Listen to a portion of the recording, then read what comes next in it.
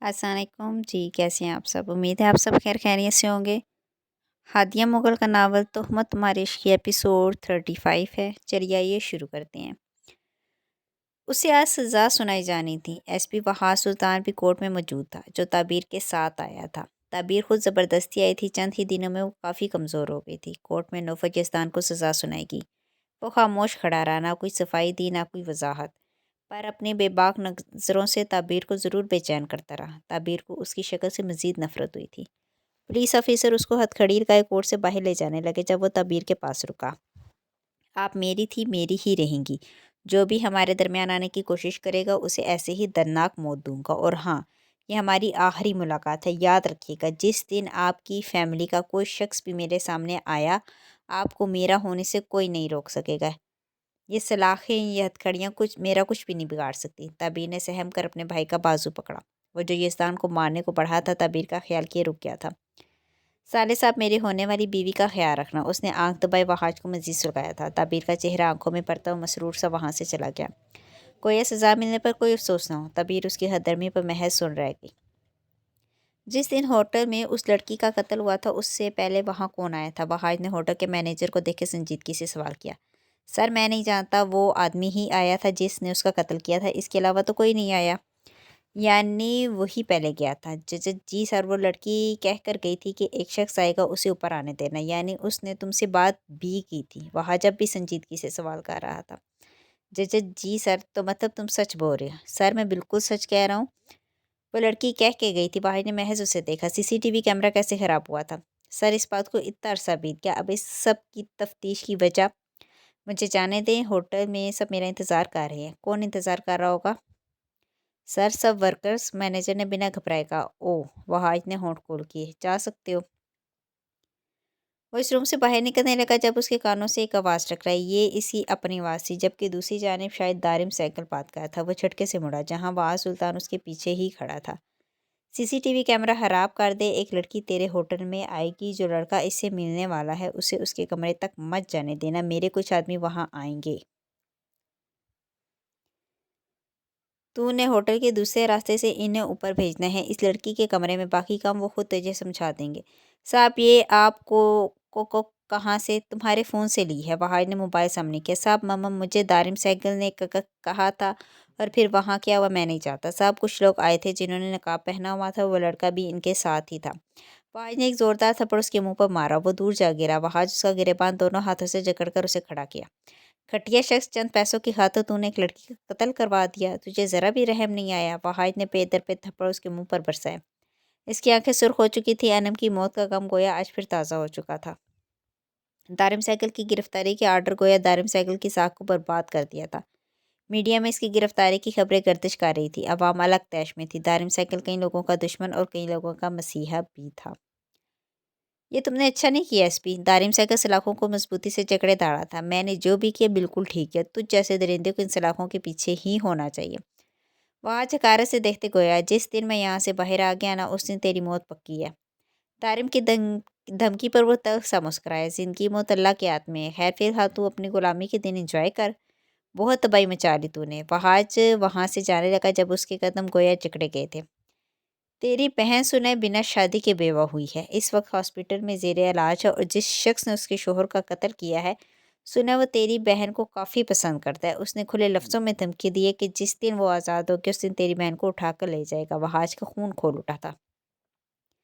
وہ اس کی جانب مڑا، ایک زوردار مکہ اس کے منہ پر مارا۔ میری بہن کے بارے میں بکواس کی تو میں تیری زبان حلق سے کھینچ لوں گا۔ وحاج گویا پاگل ہو گیا تھا۔ نوفل یزدان سے نفرت مزید شدت اختیار کر گئی تھی۔ پولیس آفیسرز نے بمشکل اسے سنبھالا تھا، ورنہ وہ آج دارم سائیکل کو قتل کر دیتا۔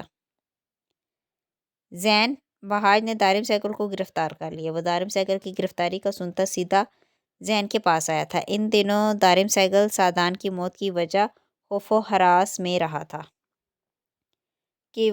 کیونکہ پل پل اسے ایاز احمد کی جانب سے دھڑکا لگا رہتا تھا۔ اسی دوران آریان نے سارے معاملات سنبھال کر دارم کو مزید امتحان جیتا اور زین سے رابطہ بحال کیا۔ جانتا ہوں میں، تم اس کی رہائی کے پیپرز تیار کرواؤ۔ آریان حیران ہوا تھا۔ یہ تم کیا کہہ رہے ہو؟ جانتے بھی ہو میری بہن کے قتل میں دارم سائیکل بھی ملوث تھا۔ یہی وقت ہے جب تم اس کا اعتماد جیت لو گے اور اس کے خفیہ راز، اس کے پارٹنرز کے بارے میں جان جاؤ گے، اور اس کا قاتل تک بھی پہنچ جاؤ گے۔ اس کا قاتل وہ باسط خان ہی ہے جو اس کی یونیورسٹی میں پڑھتا تھا، اور میں مزید دارم سائیکل کے ساتھ نہیں رہنا چاہتا، ان سب سے آزاد ہونا چاہتا ہوں۔ مجھے دارم سائیکل سے اب وحشت ہونے لگی ہے، مجھے اس لڑکی کو آزاد کروانا ہے۔ بس چند دن آریان، دارم سائیکل کے پیچھے کسی اور کا ہاتھ ہے، تمہیں بس اس تک پہنچنا ہے، اور مجھے ایسا لگتا ہے کہ تمہارا بھائی شایان بھی ان سب میں ملوث ہے۔ وہ کیسے ملوث ہو سکتا ہے؟ اپنے بزنس کے سلسلے میں کینیڈا شفٹ ہو گیا، باسط خان زین نے کہنا چاہا۔ مجھے اس شخص کا نام بھی نہیں سننا، آریان تلخی سے گویا ہوا۔ وہ شخص بے گناہ ہے، اس نے قتل نہیں کیا، سب ثبوت اس کے خلاف ہے، لیکن اس نے کئی مرتبہ شایان ساگر کا نام لیا ہے، وہ بلا وجہ نہیں لے سکتا۔ تم اپنے بھائی پر نظر رکھو، کیونکہ کچھ نہ کچھ تو ایسا ہے جو اس سے جڑا ہے۔ فی الحال تم دارم سائیکل کے پاس جاؤ، اس کی ضمانت کے پیپرز ریڈی کرواؤ، اور اگر وہ کہے کہ تم اس پہ اعتماد کیوں کر رہے ہو تو اس کا جواب تم بہتر طریقے سے دے سکتے ہو۔ آریان پرسوز سے وہاں سے نکلا تھا۔ تم نے کہا تھا آریان کہ تم دارم سائیکل کو ایک بزنس مین کی حیثیت سے جانتے ہو، تو پھر کس حق سے تم نے اس کی ضمانت کروائی؟ جانتے بھی ہو تم کہ اس نے انم کا قتل کیا ہے۔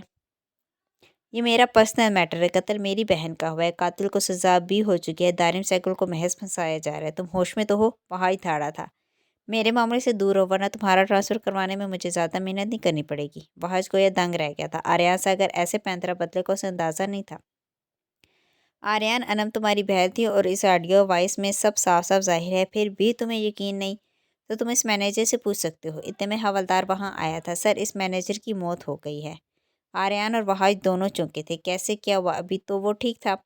سر، وہ بری طرح کھانس رہا تھا، پھر اس نے اپنے دل پر ہاتھ رکھا، مجھے لگا کہ وہ جان بوجھ کر کر رہا ہے، لیکن پھر وہ زمین پر گر کے بےہوش ہو گیا۔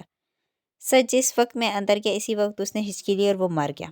اس کی جیل میں کون گیا تھا؟ وحاج اس سے پوچھتا اس حصے کی جانب بڑھا۔ سر، SHO خادم حسین گئے تھے۔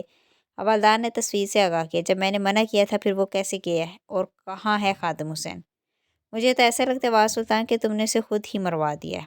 آریان اسے دیکھ کر طنزیہ بولا۔ میں تمہارے ساتھ تھا، وہ دانت پیسے گرایا۔ خیر، دارم سائیکل پر ہاتھ ڈالنے سے پہلے 100 مرتبہ سوچنا، اور مجھے انم کے قتل کی مزید تفتیش نہیں کروانی، نہ بابا کروانا چاہتے ہیں۔ اس وقت تم تعبیر کو سنبھالو۔ وحج مٹھیاں بھینچ کر رہ گیا تھا۔ آریان، تو نے میری ضمانت کیوں کروائی؟ دارم سائیکل کی حیرت تھی کہ ختم نہیں ہو رہی تھی۔ تمہیں ہمیشہ لگتا تھا کہ میں تمہیں دھوکہ دے دوں گا، تمہارے پاس یہی اچھا موقع تھا یہاں سے جانے کا، لیکن میں نہیں گیا۔ میرے پاس یہی اچھا موقع تھا یہاں سے جانے کا، لیکن میں نہیں گیا، کیونکہ میں اب یہاں سے جانا ہی نہیں چاہتا۔ کیوں نہیں جانا چاہتا؟ وجہ بتا۔ وجہ نہیں، آریان بنا تاثر کے بولا۔ کہیں وہ لڑکی تو نہیں؟ آریان نے سر اٹھایا، دارم کو دیکھا۔ وہ لڑکی تیری ہوئی۔ دارم اپنی کرسی پر بیٹھا بولا۔ مطلب؟ فی الحال میں سب کام روک چکا ہوں، جیسے ہی کچھ حالات سہل ہوں گے اسے اس کام میں شامل کر لوں گا، لیکن ابھی چند دن تو بھی آرام کر، اگر چاہے تو واپس گاؤں چلا جائے۔ وہ لڑکی ایک طرف پڑی رہے گی۔ میں نہیں جانا چاہتا۔ جیسے تیری مرضی، پرسوں میں بھی ملک سے باہر جا رہا ہوں، کل تجھے آفس آنے کی ضرورت نہیں ہے، چاہے تو بیسمنٹ میں ہی رہنا۔ ٹھیک ہے دارم۔ آریان اپنے آفس سے نکلا تھا اور اس کا رخ عبدالروز کے کمرے کی طرف تھا، جبکہ دارم ایک نمبر ملا کر شایان کو کل آفس آنے کا کہہ چکا تھا۔ آریان کو اس کا کل آفس نہ آنے کا کہنا چونکا گیا تھا، پر اس نے ظاہر نہیں ہونے دیا تھا۔ وقت اپنی رفتار سے گزرتا صنم کو مزید وحاج سلطان سے منفر کر رہا تھا، گو کہ دونوں کے درمیان فاصلے تھے، لیکن اس کی کامیابی کی خبریں اسے ہر بار وحاج سے نفرت کرنے پر مجبور کر دیتی تھی۔ ان دنوں شایان ساگر کینیڈا سے واپس آنے کے بعد بھی کافی دن سے گھر میں موجود تھا، اور وہ صنم کی ہر حرکت نوٹ کرنے لگا تھا۔ آریان اپنی جاب کی وجہ سے شہر میں ہی ہوتا تھا، اس لیے وہ شایان ساگر کے زیادہ نزدیک ہوتی گئی۔ شایان ساگر کو بھی گویا صنم کی موت کی صورت میں حفت کلیم کی دولت مل گئی۔ وہ انم سے کافی مختلف تھی، ضدی، بدمزاج سی، اور یہ سب عادات اسے وحاج سلطان سے بدلہ لینے پر اکسا رہے تھے۔ اس گاؤں کے بارے میں وہ فی الحال اتنا نہیں جانتا تھا، لیکن دارم سائیکل کے حکم کے مطابق اسے یہاں رہنا تھا، اور آج وہ دارم سائیکل کی کال پر وہ آج شہر جانے والا تھا۔ تم جانتے ہو آج میں نے تمہیں یہاں کیوں بلایا؟ دارم اپنی سربراہی کرسی پر بیٹھے بولا، جبکہ کوچ پر ایک شخص پرجمان تھا جس نے چہرے پر رومال باندھا ہوا تھا۔ یہ کون ہے؟ یہ ماسٹر ہے۔ ماسٹر مطلب؟ شایان حیران ہوا۔ اب وقت آ گیا ہے کہ تجھے پوری طرح انڈر ورلڈ میں انٹروڈیوس کروا دیا جائے۔ چند دنوں میں تم دونوں کو میں انڈر ورلڈ کا بے تاج بادشاہ بنانے والا ہوں۔ پہلے میں کچھ اور چاہتا تھا، لیکن اب میں تجھے بتانا چاہتا ہوں کہ اصل میں ماسٹر کون ہے، جس کی وجہ سے آج تک میں بچتا آیا ہوں۔ اس نے اپنے بیٹے کے بدلے میرے باپ سے سودا کیا تھا، اور آج یہ میرا ماسٹر ہے۔ صاف صاف بولو۔ شایان کے ماتھے پہ بل نمایا ہوا ہے۔ دراصل میرے بابا نے اسمگلنگ اس کے گاؤں سے شروع کی تھی، یہ قیوم چودھری ہے۔ جو خٹک کے نواحی گاؤں میں رہتا ہے اور وہاں سے ایک راستہ جاتا ہے جو نہایت خفیہ ہے۔ آج تک پولیس بھی اس راستے کا پتہ نہیں کر سکی، لیکن قیوم چودھری کو اس راستے کا پتہ چل گیا تھا۔ قیوم چودھری پچھلے 10 سال سے ہمارے ساتھ ہے، لیکن آج تک کوئی نہیں جان سکا کہ دارم سائیکل اتنا کامیاب کیسے ہے۔ تو وجہ قیوم چودھری ہے۔ پردے کے آگے اگر دارم سائیکل ہے تو پردے کے پیچھے قیوم چودھری ہے۔ قیوم چودھری باہر کے ممالک میں ڈیل کرتا ہے اور اس کا آریان ساگر کو بھی نہیں پتہ، بلکہ کسی کو بھی نہیں پتہ، کیونکہ جو بھی یہ راز جانتا ہے وہ سیدھا موت کے منہ میں جاتا ہے۔ قیوم یہ شایان ساگر ہے، اس نے میری خاطر اپنی بہن کا قتل کیا اور اپنے بھائی کا سودا کیا، یعنی اب تم دونوں ہی میرے رازدار ہو۔ دروازے کے باہر کھڑے آریان ساگر کے پاؤں سے گویا زمین کھسکی تھی۔ وہ جانتا تھا کہ اگر دارم ساگر باہر کے ملک جا رہا ہے تو اس کے پیچھے بھی کوئی وجہ ہے، اور وجہ یہ ہوگی اسے اندازہ بھی نہیں تھا۔ اور آج یہ بھی وہ جان گیا تھا کہ سادان سائیکل کون تھا، اور وہ قیوم چودھری کا بیٹا تھا۔ اسے تو معلوم ہی نہیں تھا کہ سادان سائیکل مر چکا ہے۔ تو تم نے انم کو مار دیا۔ اپنے پیچھے آریان ساگر کی آواز سنتے شایان کو لگا جیسے پاؤں تلے زمین نکل گئی ہو۔ وہ جھٹکے سے مڑا تھا، جیسے جہاں الجھا بکھرا آریان ساگر سرخ بھیگی آنکھوں سے اسے ہی دیکھ رہا تھا۔ تم یہاں کیسے آئی؟ جیسے بھی آئے ہو بولو، کیوں مارا تم نے؟ ایسا کچھ نہیں ہے، تو تم غلط سمجھ رہے ہو۔ شایان نے ہاتھ بڑھایا، گویا اس کو سمجھانا چاہا ہو۔ جھوٹ! وہ پوری شدت سے دھاڑا تھا، جبکہ شایان ایک پل کے لیے گھبرایا تھا۔ وضاحت دینے کے لیے لفظ ہی باقی نہیں تھا۔ تم نے انم کو مار دیا، کیسے مار ڈالا تم نے؟ اس نے بے بسی سے پوچھا۔ آریان مجھے سمجھنے کی کوشش، اسے حالات کنٹرول سے باہر لگے تھے۔ کیا تمہیں بھی ذرا بھی رحم نہیں آیا تھا؟ شایان، وہ تمہاری چھوٹی بہن تھی، ہماری چھوٹی بہن، جسے میں نے اپنے ہاتھوں میں کھلا کر بڑا کیا تھا، وہ معصوم تھی۔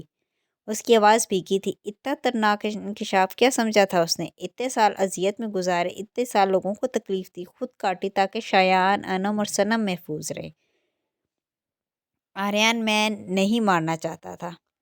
خدا کا واسطہ ہے شایان، اب تو جھوٹ مت بول۔ اس کے لہجے میں بے بسی تھی، جبکہ دارم سائیکل اطمینان سے صوفے پہ بیٹھ چکا تھا۔ قیوم چودھری نے فوری اپنا چہرہ چھپایا تھا، اسے یہاں سے ہر حال میں نکلنا تھا۔ تبھی پچھلے گیٹ کی طرف نظر جمائے چپ کرنا ہوا۔ دارم، تمہارا میں وفادار بن گیا تھا، تمہارے لیے میں نے کیا کیا نہیں کیا، اور تم نے شایان کے ساتھ مل کر میری بہن کو مار دیا، کیوں؟ وہ زیادتی ہوئے چیخا، جبکہ دارم سائیکل کے چہرے پر کرختگی پھیلی۔ وہ غداری کرنے والی تھی، اس لڑکی پر میں نے کوئی ظلم نہیں کیا، کوئی پابندی نہیں لگائی، پھر بھی اس نے مجھ سے دارم سائیکل سے دھوکے بازی کی، اور یہ تمہارا بھائی اس نے خود مروایا ہے، کیونکہ وہ جان گئی تھی کہ شایان میرے ساتھ ملا ہوا ہے۔ دارم، تم مجھ پر الزام لگا رہے ہو۔ شایان نے خونخوار نگاہ دارم پر ڈالی۔ الزام نہیں، جو سچ ہے وہ سچ ہے۔ اس نے تمہارے لیے وہ سب بھی کیا تھا دارم، جو وہ مر کر بھی نہ کرتی۔ اب جو ہونا تھا ہو گیا، اب تو کیوں سوگ منا رہا ہے؟ بلکہ اچھا ہی ہوا کہ تو جان گیا کہ تیری بہن مر گئی اور مارنے والا تیرا اپنا بھائی تھا۔ آریان نے اپنے ہاتھ میں پکڑی گن پر گرفت سخت کی۔ اس آدمی نے میری بہن کو مارا، اور میری بہن کو مارنے والا شخص کم از کم میرا بھائی نہیں ہو سکتا۔ اس نے گن شایان کی جانب کی، جو اب بھی ساکت کھڑا تھا۔ رک جا آریان، ورنہ گولی چلا دوں گا۔ دارم سائیکل نے اپنی گن نکالی تھی۔ تم کیا گولی چلاؤ گے؟ میں خود چلاؤں گا گولی، اور تم جانتے ہو میرا نشانہ کبھی نہیں چونکتا۔ اس نے اگلی پر رخ موڑ کر سیدھا دارم سائیکل کے دماغ میں چلائی۔ دارم سائیکل گویا سنبھل نہیں پایا تھا، جبکہ شایان اور قیوم چودھری کے پاؤں کے نیچے سے ایک بار پھر زمین کھسکی تھی۔ آریان! شایان چیخا تھا، جبکہ قیوم چودھری جو یہاں سے جانے کی تیاری میں تھا وہ بھی جیسے بوکھلایا تھا۔ تم اس راز سے انڈر ورلڈ میں آنا چاہتے تھے کہ تمہیں تمہارے بیٹے کا پتہ چل جائے گا، لیکن تمہیں کبھی پتہ نہیں چلے گا کہ تمہارا بیٹا کہاں گیا اور وہ کون تھا۔ دارم سائیکل کی آنکھیں کھلی کی کھلی رہ گئی۔ شایان بھاگ کے اس کی جانب آیا۔ آریان، میرا بیٹا کہاں ہے؟ بتاؤ، کون ہے وہ؟ قیوم چودھری کو گویا آریان کی صورت میں امید کی کرن نظر آئی۔ دارم، اس نے اسے جھنجھوڑا تھا، یہ کیا کیا تم نے؟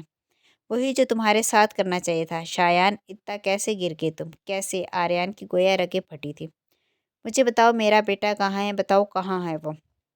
کبھی نہیں بتاؤں گا، لیکن میں تم سب کو تمہارے انجام تک ضرور پہنچاؤں گا۔ وہ آنکھیں آستین سے رگڑتا باہر نکلا تھا۔ سب ثبوت ہیں میرے پاس، میں جاؤں گا پولیس کے پاس، سب کے سب ثبوت دے دوں گا۔ جبکہ شایان، جو دارم سائیکل کی موت کی وجہ سے بھی سنبھل نہیں پایا تھا، آریان کے لفظوں پہ مزید الجھا تھا۔ اسے روکو، وہ بھاگ گیا تو سب ختم ہو جائے گا۔ دارم کی موت کی خبر ابھی کسی کو نہیں ہونی چاہیے۔ قیوم چودھری دھاڑا تھا، جبکہ شایان دارم کو ایک نظر دیکھتا باہر نکلا تھا۔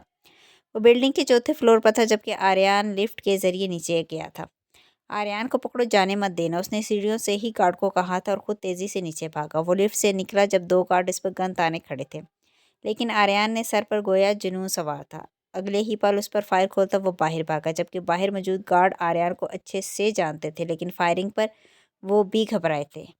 اس سے پہلے دوسرے گارڈ باہر موجود گارڈز کو اشارہ دیتے وہ گاڑی میں سوار ہوتا وہاں سے فرار ہوا تھا۔ گاڑی کی سپیڈ اس نے فل کی تھی اور موبائل نکال کر اس نے زین کا نمبر ڈائل کیا۔ زین، میں تمہیں کچھ بتانا چاہتا ہوں، ماما میری بات سنو، وہ گاڑیوں کے ہجوم میں گزرتا بولا، جہاں شاید آگے جا کر ٹریفک جام تھی۔ کیا وہ آریان کہاں ہو تم؟ زین جو اس سے ملنے ہی آ رہا تھا وہ بھی پریشان ہوا تھا۔ زین، وہ دارم سائیکل مر گیا ہے ماما، میں نے مار دیا، ہاں اسے مار دیا۔ نہیں میری بات سنو، وہ دارم سائیکل اصل ماسٹر نہیں، وہ کوئی اور ہے، اور وہ تو تم آ جاؤ زین، جلدی آؤ۔ اس سے پہلے وہ مزید کچھ بولتا کسی نے اس کی گاڑی کو ہٹ کیا تھا، اس کا سر اسٹیئرنگ سے ٹکرایا، بازو میں الگ ٹیسے اٹھنے لگی۔ آریان، زین نے گاڑی کی سپیڈ بڑھائی، اسے شاید انہونی کا احساس ہوا تھا۔ اسے پیچھے مڑ کر دیکھا جہاں شایان ساگر تھا، یعنی وہ پہنچ چکا تھا، وہ اپنی گاڑی سے نکلا تھا، جبکہ شایان حیران ہوا تھا۔ وہ بھی گاڑی ایک طرف کھڑی کر کے لاک کرتا باہر نکلا۔ آریان اتنا وہاں سے جا چکا تھا، اسے وہ ایک جانب جاتا نظر آیا۔ شٹ، وہ آریان کا نمبر ڈائل کرتا اسی جانب بھاگا تھا۔ نہ جانے وہ کہاں جا رہا تھا، کہیں وہ حاج کو تو ساری سچائی بتانے والا نہیں تھا۔ وہ راستہ شاید سنسان تھا، تبھی آریان جلدی وہاں سے فرار ہو سکتا تھا۔ شایان کو اسے کسی بھی حال میں روکنا تھا۔ وہ آگے آیا تو اسے آریان کہیں نظر نہیں آیا، جبکہ آریان نے زین کو لوکیشن سینڈ کرے وہیں اسی ایریا میں آنے کا کہا تھا۔ قدرتی طور پر وہ کچھ فاصلے پر ہی تھا۔ شایان اسے تلاشتا آگے بڑھ رہا تھا، یکلخت وہ رک گیا۔ آریان کا گویا کہیں نام و نشان نہیں تھا، کہاں جا سکتا ہے؟ وہ سامنے دور تک نگاہ ڈالے بڑبڑایا، جبکہ اپنے پیچھے کسی کی آہٹ محسوس کی۔ اس نے مڑنا چاہا جب کمر پر گن کی نار محسوس ہوئی۔ آریان شایان کے چہرے پر کرختی پھیلی، تم اچھا نہیں کر رہے ہو، ہٹاؤ اسے، میں گولی چلا دوں گا۔ شایان، آگے چلو سیدھا۔ شایان نے دونوں ہاتھ کھڑے کیے اور آگے بڑھا۔ چند قدموں کے فاصلے پر ہی جانے کے بعد شایان نے رخ موڑ کر ایک کی کیو سے ماری۔ آریان ایک جانب گرا، جس کی وجہ سے وہ شدید تکلیف سے دوچار ہوا تھا۔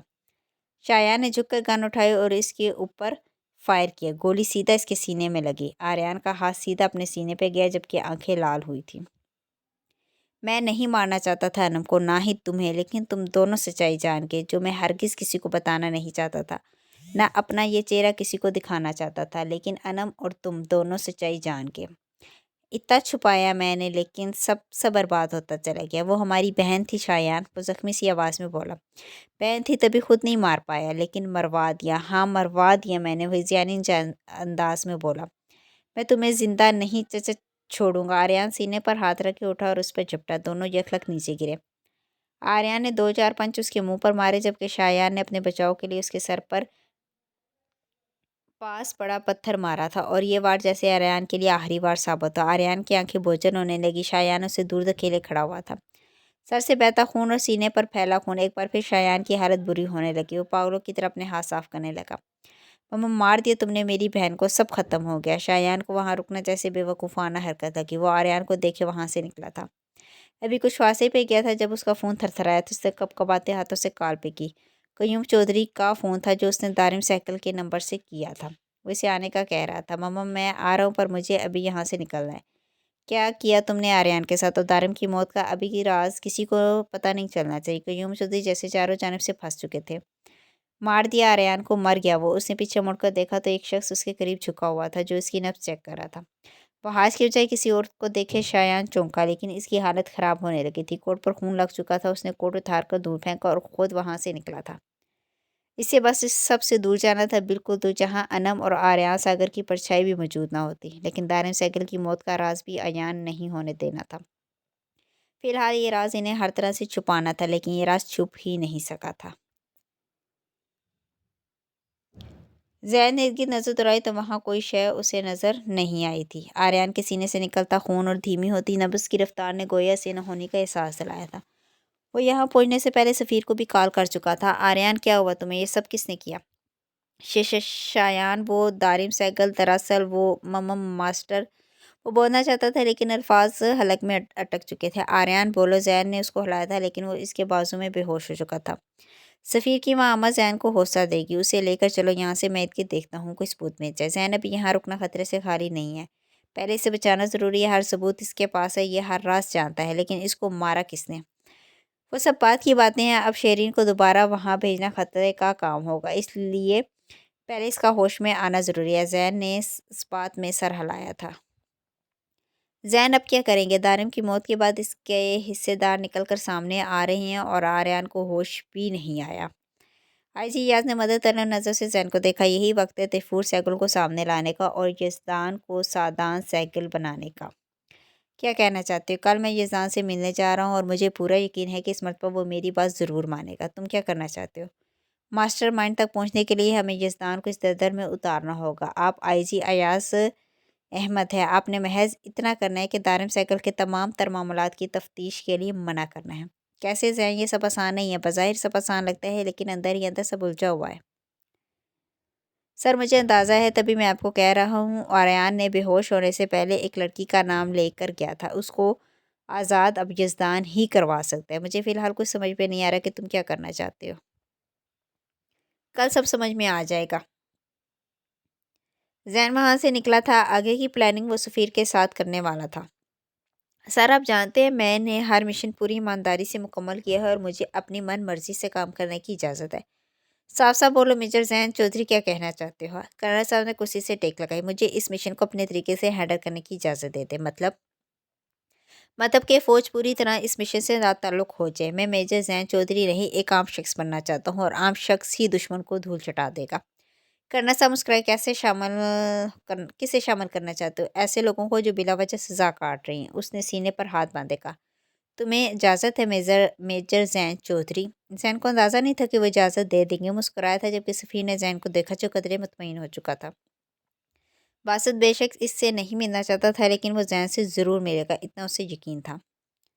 میں جانتا ہوں تم نے قتل تو کیے ہیں لیکن کسی بے گناہ کو نہیں مارا، پر تم یوں خود کو سزا دے کر بہت غلط کر رہے۔ اس نے زین پر قہر آلود نگاہ ڈالی۔ مجھے کسی سے بات نہیں کرنی نہیں چاہیے رہائی، جانتے بھی ہو سزا ہو چکی ہے مجھے، پھر بھی آ جاتے ہو۔ وہ سرخ آنکھوں سے دھاڑا۔ یہ وقت ہوش کھونے کا نہیں ہے نوفل یزدان۔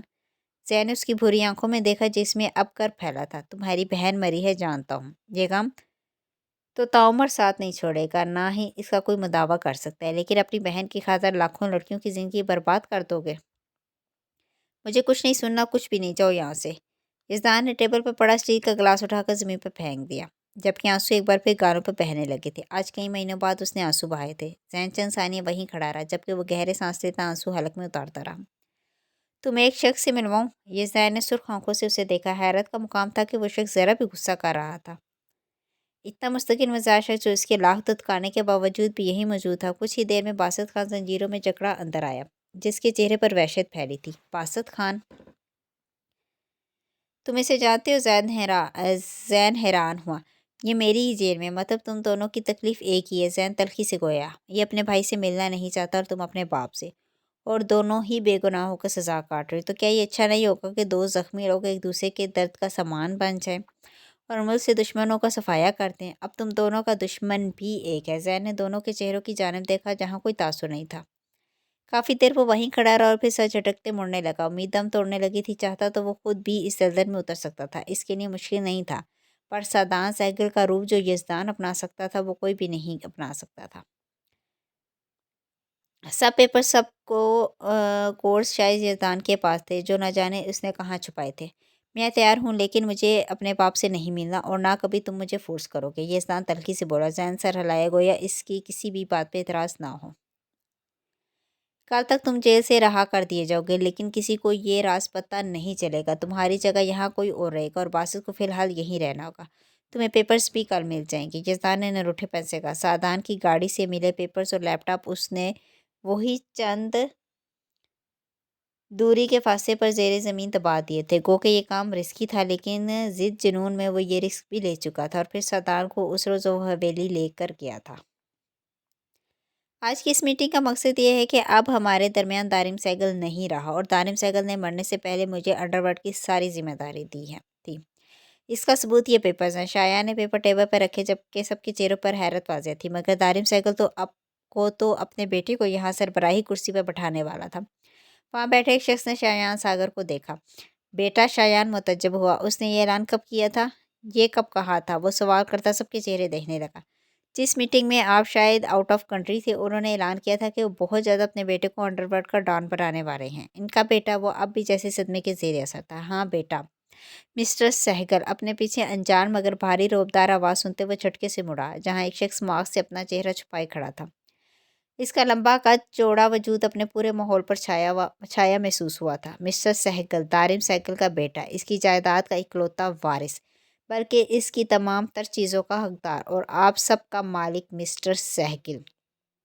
وہ بھاری قدم اٹھائے اندر آیا جبکہ بورڈ روم میں چہمگوئیاں ہونے لگی اور شایان ساگر کو لگا وہ فتح کے مقام پر آ کر ہار گیا۔ تم کیسے اس کے بیٹے ہو سکتے؟ ثبوت کیا ہے تمہارے پاس؟ شایان کرختی سے گویا ہوا۔ ایک بیٹے کو ثبوت کی ضرورت کبھی پیش نہیں آتی، لیکن خیر ثبوت کے لیے یہ تمام پیپرز ہیں۔ یہ وہ پیپرز ہیں جن پر دارم سہگل کے سگنیچر موجود ہیں۔ انہوں نے اپنی موت سے کچھ دن پہلے ہی اپنی پراپرٹی میرے نام کر دی تھی۔ اس سے بڑا کوئی ثبوت نہیں ہے، کیونکہ آج کل کوئی بھی اعتبار کے قابل نہیں ہے۔ وکیل صاحب، اس نے بلند آواز میں پکارا جبکہ شایان ساگر کا چہرہ سرخ ہو چکا تھا۔ دارم سہگل پر اسے سخت طیش آ رہا تھا، جس نے اتنا بڑا راز چھپایا تھا اور اسے انڈر ورلڈ کا ڈان بنانے کا جھوٹ بولا تھا۔ مسٹر سہگل بالکل ٹھیک کہہ رہے ہیں۔ تمام تر جائیداد انہوں نے مسٹر سہگل کے نام کر دی تھی۔ ان کا اپنا کوئی نام، کوئی پہچان نہیں ہے۔ انڈر ورلڈ میں نام کی ضرورت کبھی محسوس نہیں ہوتی، یہاں کام اور پاور کو دیکھا جاتا ہے، لہٰذا انہیں مسٹر سہگل کے نام سے ہی بلایا جائے گا۔ پیپرز آگے سے آگے ٹرانسفر ہونے لگے اور سب کے تنزلات والے چہرے بحال ہونے لگے۔ شایان ساگر کی فطرت سے سبھی واقف تھے۔ وہ خود غرض انسان تھا جبکہ دارم سہگل سب کا فائدہ سوچ کر چلتا تھا۔ ہم آپ کو دارم سہگل کی جگہ پر کھلے دل سے قبول کرتے ہیں۔ وہاں بیٹھے ایک بزنس مین نے جیسے شایان ساگر کے پاؤں تلے سے زمین کھسکائی تھی۔